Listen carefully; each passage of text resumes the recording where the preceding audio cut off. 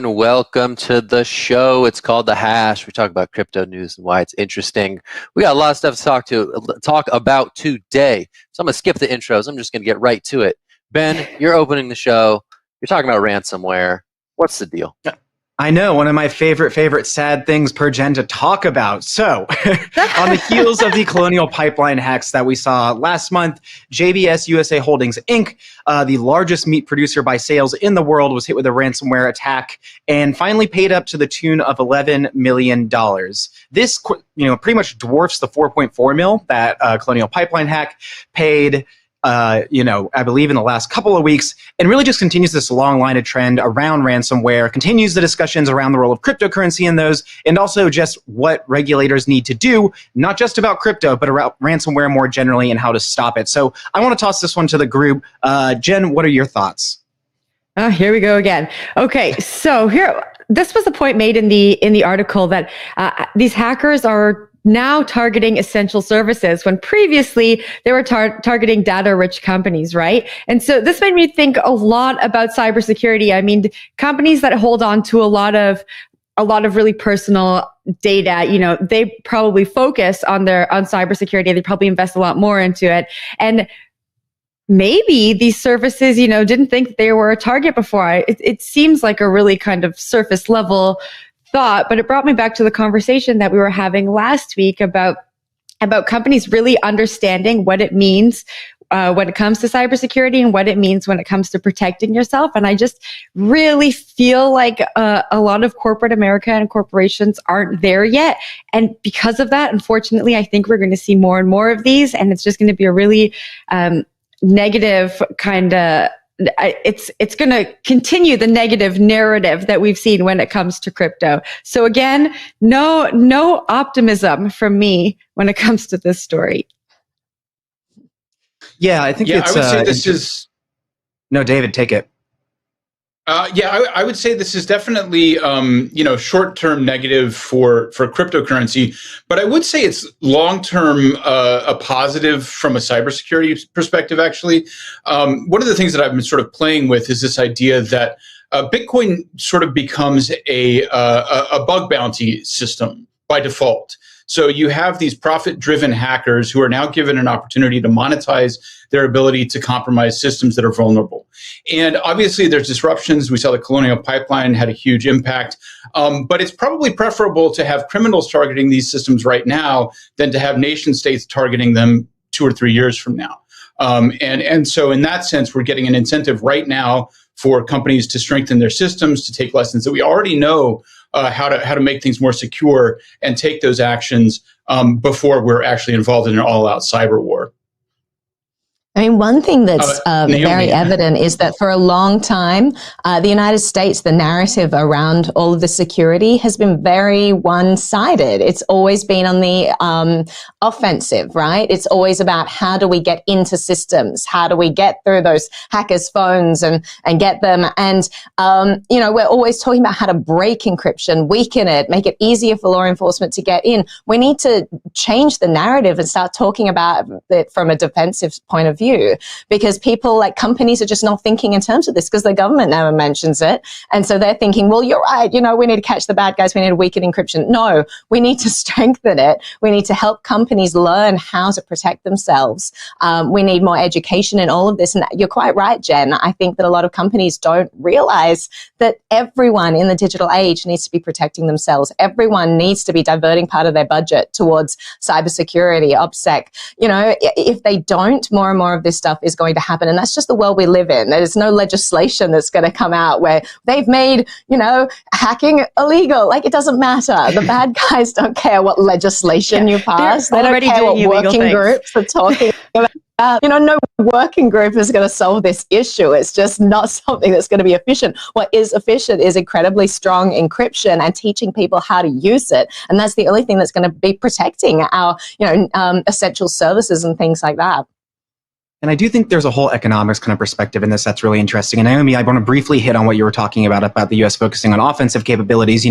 This really started to scale in an incredible way, around 2016, 2017, when the shadow brokers claimed they had hacked the NSA and gotten some of their tools and started releasing those over a period of months where it allowed basically groups to kind of bypass whole firewalls and infiltrate whole computer networks. So that's really an instance of those offensive capabilities being turned on their heads, particularly when North Korea, basically sent out a worldwide attack called WannaCry that led to about $10 billion worth of damages. But it's also an economic argument. And the FBI right now is really considering, if they can do something to try and make it illegal to pay ransomware attacks, because like what you saw when the city of Baltimore, for example, in their services underwent a ransomware attack, is they decided not to pay. I believe the bounty, the ransom was about $18 million.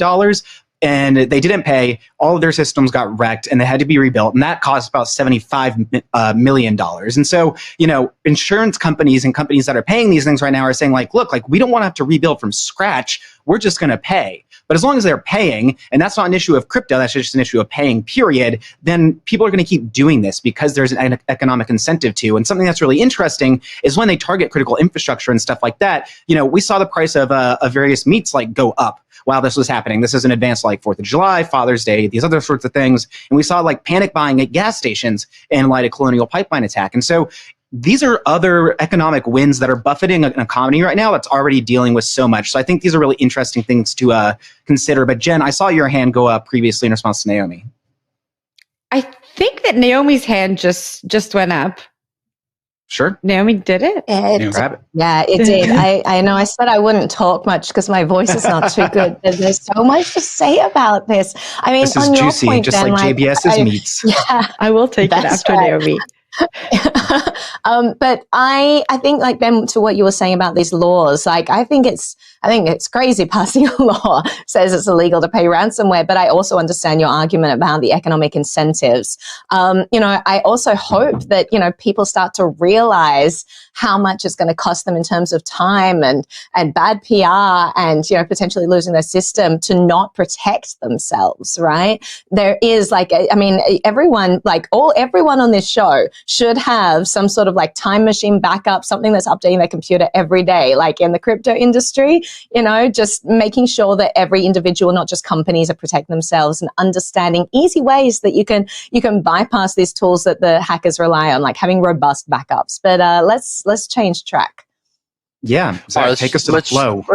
Let's change track. Let's flow out of this conversation into a new conversation. So Dapper Labs, the creators of the Flow blockchain, also the creator of the NBA Topshot, made some news this morning on CoinDesk by announcing that they were launching a Flow native stablecoin called FUSD. But that's not the news. Let me tell you what the news is. The news is that this is the first token on Flow that exists similar to how ERC20 tokens exist on Ethereum, which could become really interesting for development efforts on this speedy base layer going forward.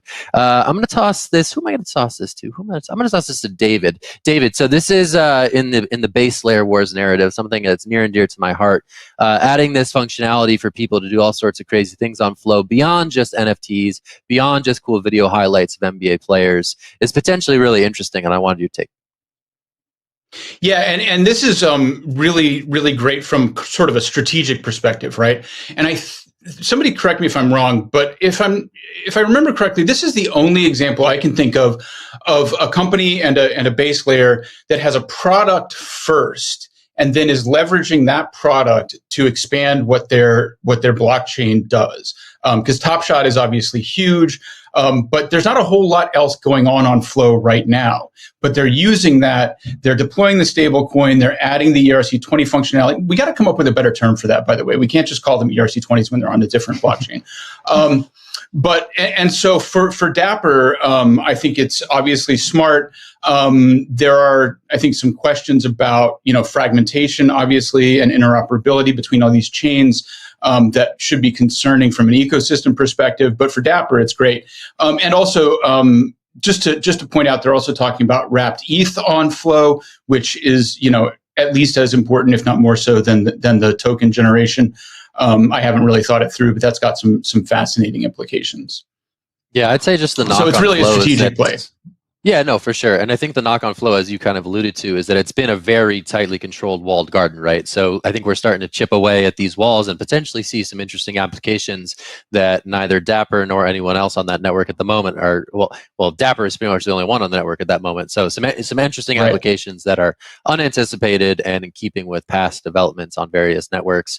I'm going to throw this to you, Ben. I mean, I think to me, again, it's sort of this base layer narrative, right? Who's going to be able to bring speedy functionality to some of these DeFi things that have shown promise on Ethereum to date? What's your take on whether or not this is going to entice developers to start building over in that garden?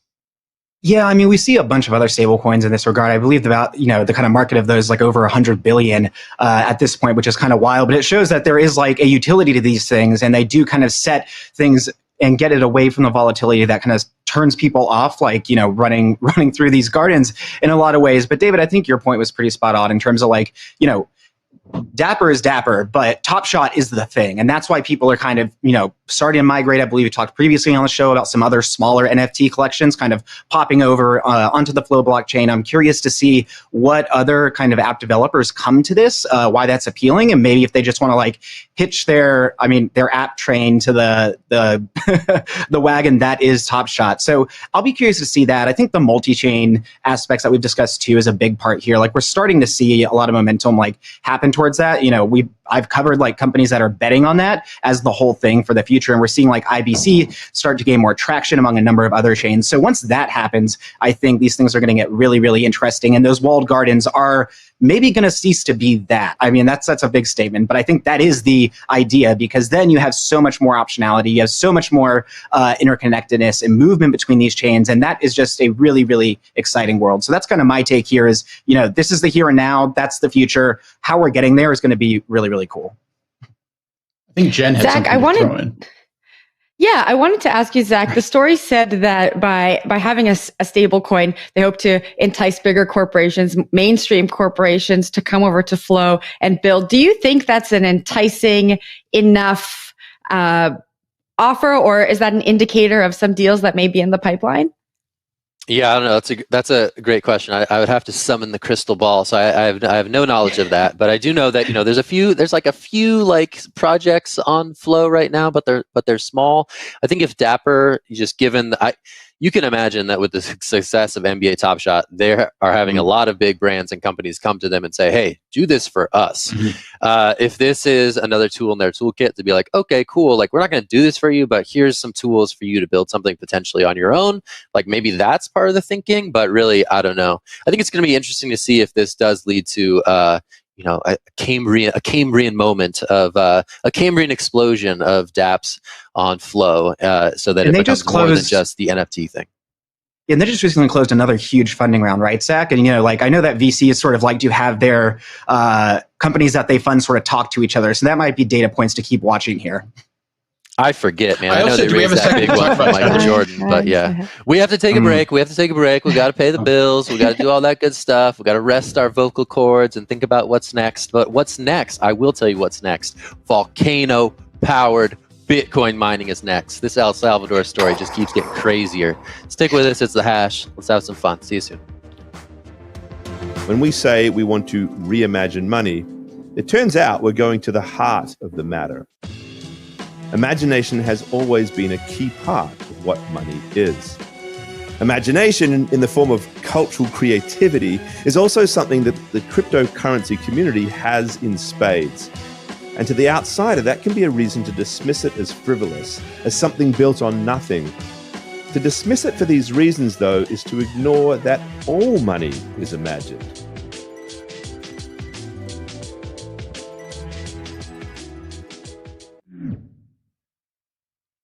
Yeah, so new stuff from El Salvador. We have just some very rapid developments.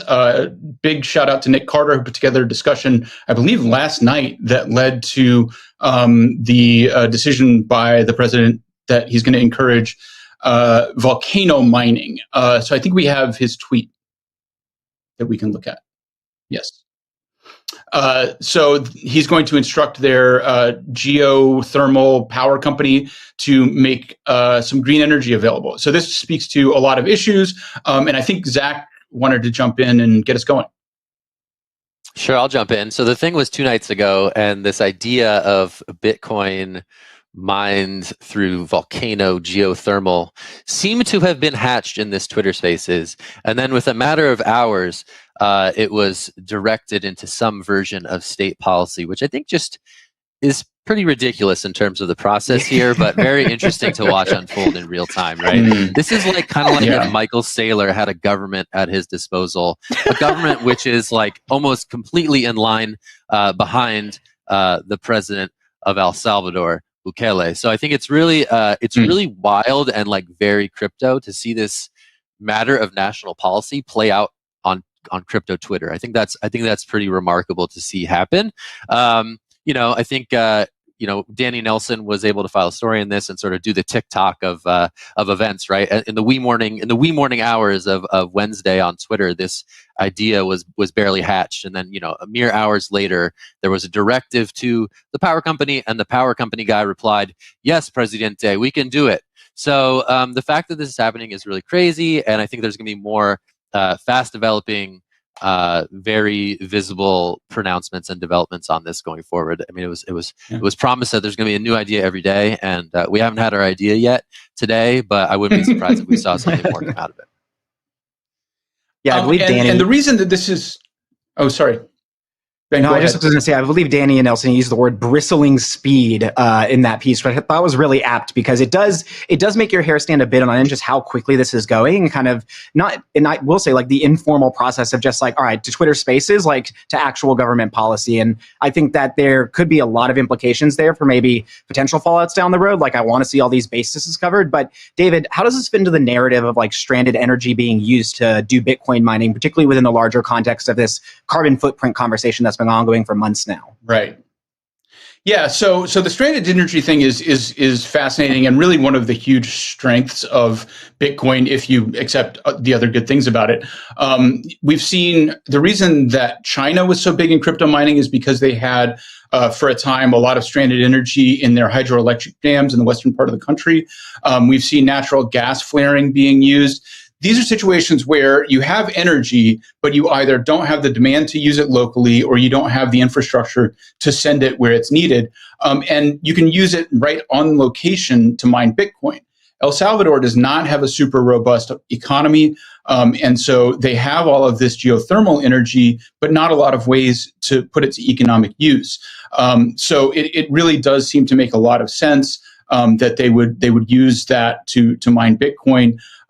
And I think it also, speaks to the ESG issues that people have been grappling with over Bitcoin and energy use. I would really love to see Michael Saylor and Elon Musk's Bitcoin Mining Council reach out to Bukele and see if they can collaborate on what I think they need to do, which is develop a certification standard for green Bitcoin, non-governmental, voluntary, but that could be used by investment firms and others who are interested in directing their clients to clean Bitcoin specifically in a way that is supervisable. Jen, I think I saw you nod your head. Can I pressure you into saying something? Sure, you can, but I saw Naomi's hand go up, so I'll quickly weigh in and I'll pass it back down to Naomi. But just coming off what Zack said, I mean, I'm also in shock at how fast things are moving in El Salvador. When I saw this volcano story, I was like, are we going to see Elon in El Salvador next? Like, what will happen next? It feels like we're watching a very fast moving like film on Bitcoin and ESG. And to me, it feels too fast. And I don't know what's going to happen to slow it down, because I think we need to start thinking through these things, I think, a little bit more thoughtfully. And I'm just worried that something is going to happen, and then we're going to, be propelled 10 steps backwards. So Jen, you just missed a slow-moving bureaucracies. This is how the real world moves. This is the fast speed our world would move. If all this red tape just didn't get in the way. But Zack, you had something quick. I'll take the red tape of democratic process over the bristling speed of autocracy most days. But it's going to be interesting to see the reckoning when all these Bitcoiners, get caught up in some crazy thing that this guy does, and they have it on their conscience. I do have an update from the Twitter sphere. Crypto entrepreneur Rock Pierce has been cited shaking hands with the U.S. ambassador. No, El Salvador's U.S. ambassador. So that is the latest update on the El Salvador. The new Puerto Crypto paper, maybe. We need to have an El Salvador the password watch only banner. costs you like 3 Bitcoin.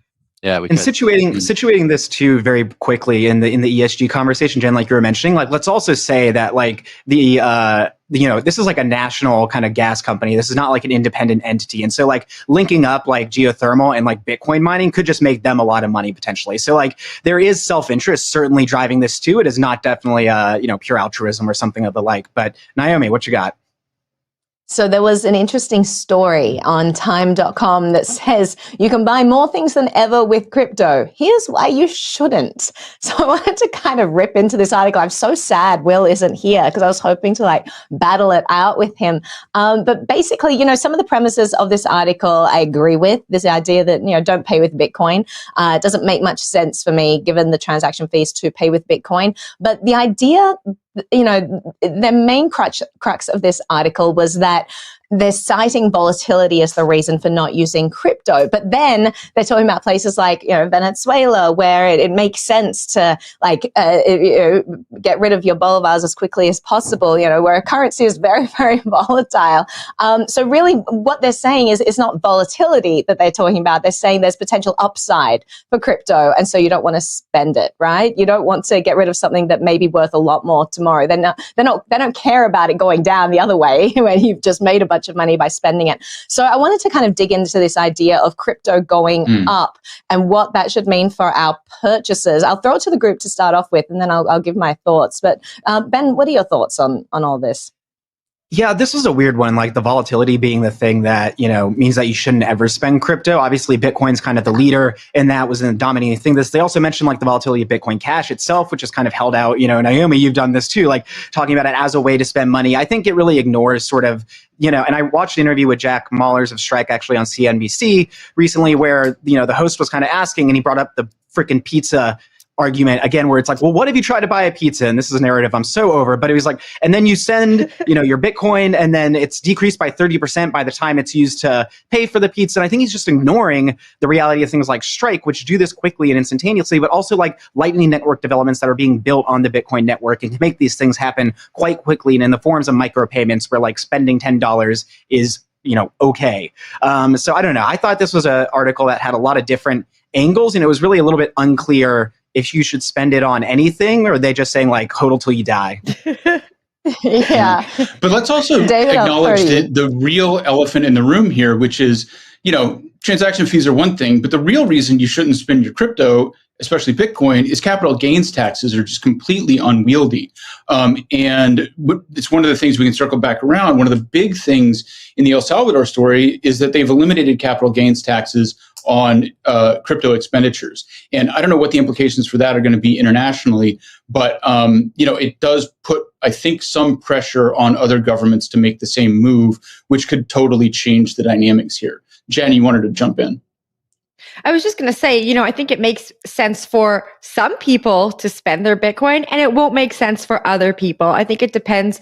It depends on where you're living, what the regulation is, what the tax implications are, when you purchased your Bitcoin. There are a lot of other things to take into consideration here. And then we have a whole plethora of other cryptocurrencies that are easier to spend. Naomi, when I was reading the story, I thought about you. We were in Miami together, and you just told me that you spent crypto on almost everything because all the companies in your hometown accept crypto, which was just mind-boggling to me. And that tells me that you live in a community where people are okay to spend it. So it just felt like we were kind of throwing a blanket over everyone, just being like, you know what, don't spend Bitcoin because eventually it's going to go up and you're going to lose. And that is just a silly argument.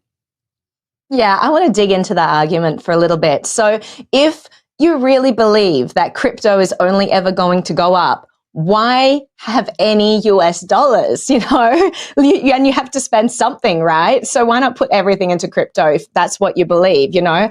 Otherwise, if you're not so sure, then it doesn't make any sense to be riling against spending crypto because you don't know which way it's going to go either way. But if you are so sure, then go all in. I know so many people have gotten rid of their bank account. They've gone completely off the grid. They just live in crypto because they believe in it, because they think that, yes, it is going to go up. And so they actually decide to walk the walk instead of just talking the talk. And I will say, like, you don't need Lightning and second layer Bitcoin solutions to make things instantaneous and cheap. I mean, there's so many cryptocurrencies out there that have been doing that for years. Like in where I live, the most popular currencies, I would say, are Bitcoin Cash and Dash. But also like Monero, Zcash, they're two coins that I think are great to spend just from the privacy aspect. So I would say don't shy away from this. Don't be like worried about capital gains stuff. It's actually pretty easy to work that stuff out. It's not a showstopper. So it's really cool to spend crypto. But let's change track.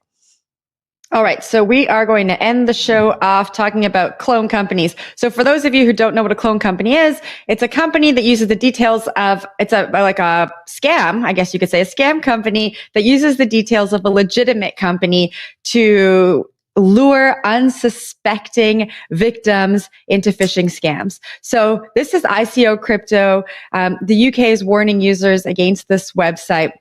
Ben, I want to toss it right over to you. This website is using the details of a legitimate company to get email, name, address from people who are interested in investing in a blockchain solution. Are you telling me that a hacker used the legitimate account of Elon Musk to boost a Bitcoin scam? No, I think this is it's a different iteration of that, right? Like this is more, I believe it was saying, you know, they've done some cold calls, they've done some emails, but there's also probably a passive data collection element. What's interesting is they were using legitimate kind of ID numbers of this company and kind of putting those things out. And it just reminded me that, you know, like the best lies include a bit of truth.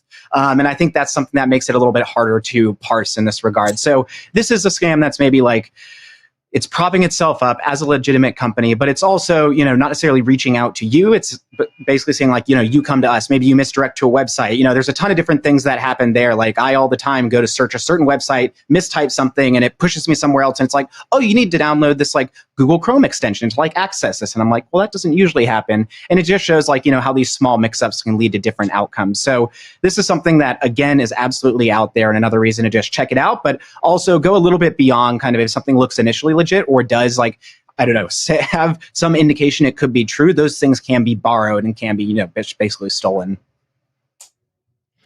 Well, I think there's another. Go for it. Oh, this is just sort of a side thing, but it is interesting that this is a UK thing because UK's company registration system called Companies House is notorious for its total lack of oversight. There are I would have to do some looking to find the citation, but there are some notorious examples of companies being able to register officially in the UK without providing the legally required information and then being able to then say that we are a registered legitimate company just because nobody literally clicked through and saw that they didn't fill out the form.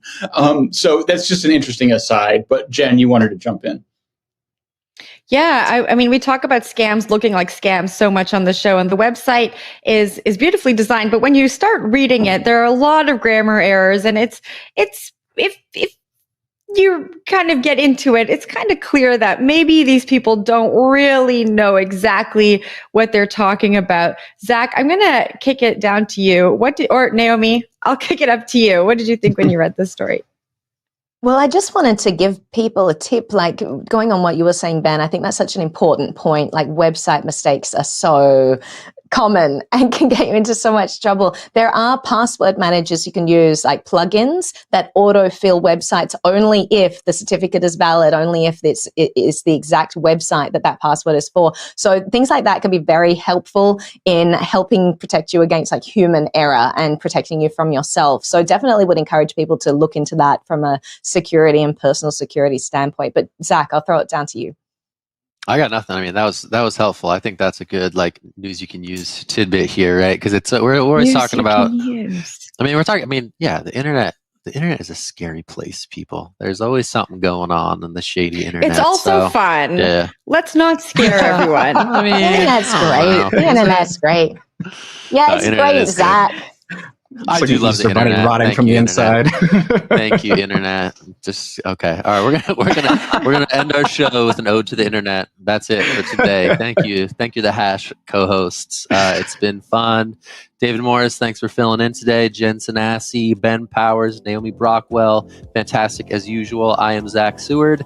We will be back here tomorrow. I think it's Friday tomorrow, which is cool. So that's happening. And we'll talk about crypto news on Friday. So that'll be fun. Stick with us, CoinDesk TV, all about Bitcoin, 3 p.m. if you like it. And there's some great news on the website you should check out while you wait until 3 p.m. Eastern. So that's it. We'll see you soon. Thanks for being with us. Bye. Thank you. Bye, Thanks, everybody.